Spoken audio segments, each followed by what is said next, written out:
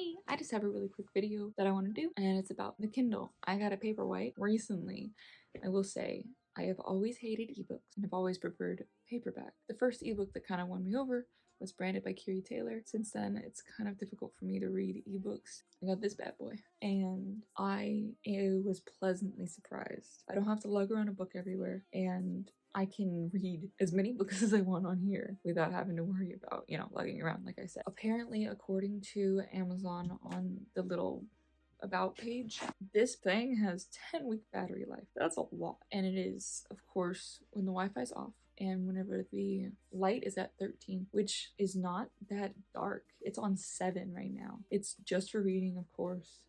It automatically syncs to your Kindle library as well as your Goodreads. And it's, of course, the animation isn't as smooth as like your iPhone or your phone. Yes, baby. But that's to be expected because it's just for books. And of course, it's going to need less fancy stuff so that the battery life is insane. And it really is. I have not dropped below 70%. And when I do, I'm like, okay, I'll just charge it. And then I charge it overnight.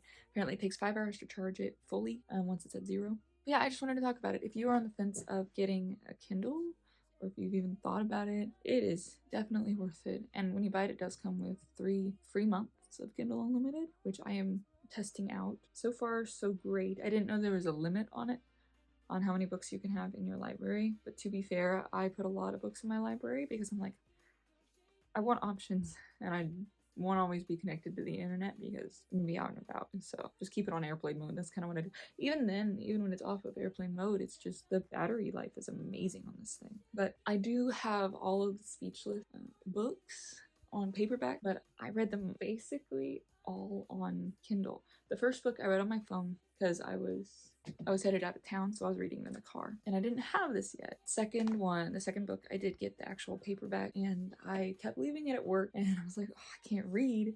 I have to read it at work, and I wouldn't read when I got home. I wouldn't do anything, and then I got this because I'd been thinking about it, and I was like, okay, maybe I should. And then I got a recommendation to get the Paperwhite, and so I was like, okay, I'll do it. I'll try it out. See what the hubbub is about. So I started reading book 2 on this thing, and that was the end of that. I finished the next few books so fast.